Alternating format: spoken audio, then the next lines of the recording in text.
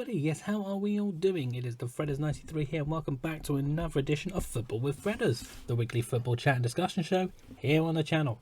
Now this week I'm going to be tackling two topics which have been certainly big in the world of football, certainly in this past week. It is, the first one will be the new additions, or the new changes I should say, with the handball rule, and then the second thing is taking a look at Liverpool's title defence this season and possibly try and pinpoint exactly where it may have gone wrong. The first thing we're going to start is taking a look at this new rule of handballs. Obviously there's been a lot of high profile sort of incidences with handballs, like some given, some not. We're taking a look specifically at like the Callum Hudson-Odoi handball against Manchester United, how that was not given as a penalty, believed to Manchester United. I do not know. And you've got the N'Golo Kante handball from the game against Liverpool. You've got, and then in terms of not getting penalties, but then in terms of ruling out goals, you have had the Josh Maja goal against Tottenham Hotspur, which was ruled out after the ball supposedly brushed his hand completely accidentally. And then also you had this absolute farce of the amount of penalties that were given earlier in the season just for handballs, sort of like the main sort of high profile ones being the ones against Victor Lindelof, Joe Ward, Matt Doherty, Neil Maupay, especially the Neil Maupay one in the dying moments of the Brighton Manchester United game. But then of course you've got the handball incident which features in the thumbnail of this, of course, which is the Eric Dyer handball against Newcastle, where Andy Cow, you'll probably see it from the picture, but then you can always look back at it before. Andy Cow hits the ball into Eric Dyer's arm.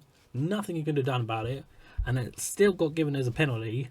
And that was actually Newcastle's only shot on target the whole game, and it just so happened to rescue them a point against Spurs. Now, of course, we all know that handballs from this season have sort of been from this point here, or this point of your upper arm, all the way down counts as handball, and then this side does not.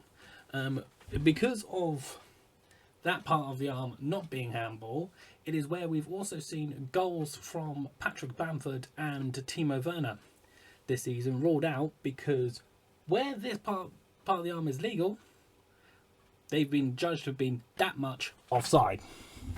I don't know which European league we decided to take on this rule from in the first place, but we should have just left it there, because it was an absolutely ridiculous rule, especially early in the season when nobody seemed to know what was going on with this new rule.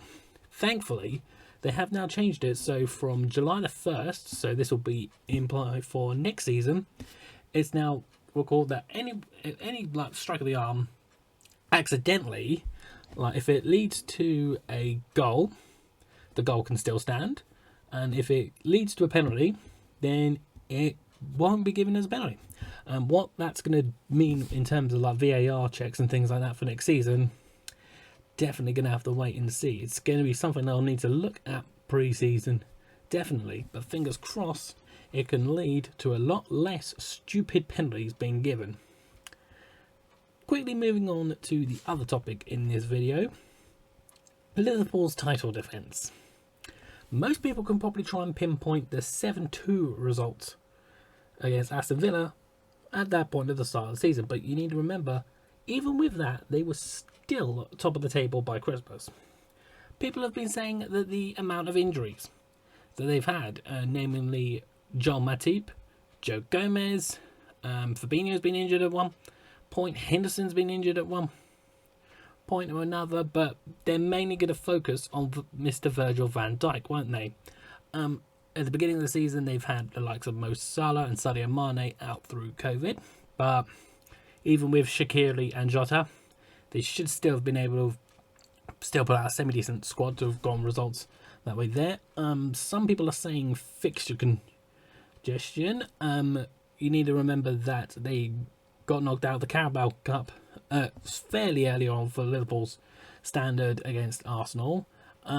I mean, yes, they had the Community Shield to start with as well, so their season started a little bit sooner compared to the rest of them. But even with their form, Arsenal seemed to have managed okay. Then they went out the fourth round of the FA Cup. Again, that should have given them sort of a little bit of a leeway there. So I don't really believe the whole fixture congestion sort of argument. But one thing I am sort of VAR is also another thing that they've said supposedly has been going against them.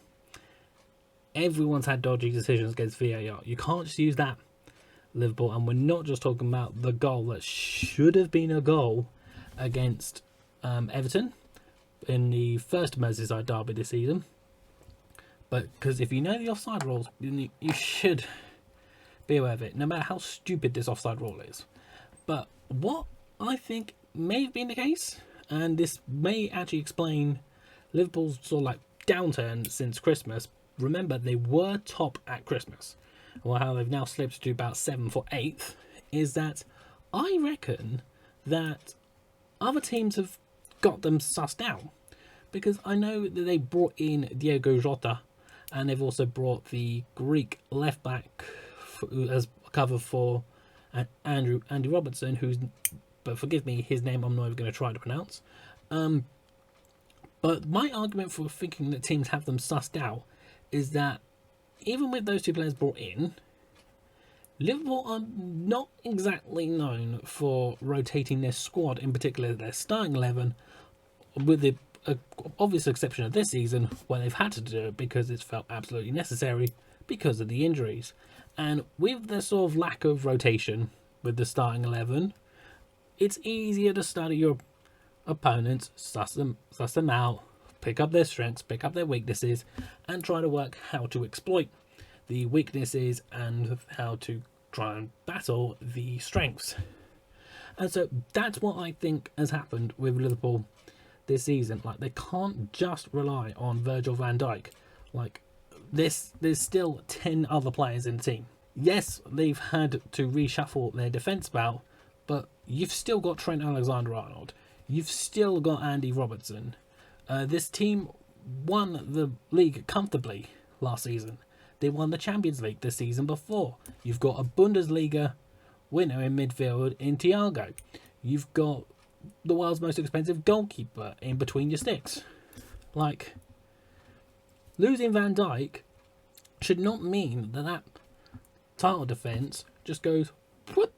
No, I don't. So I don't buy the other sort of excuses of it, like injuries, VAR, fixture congestion.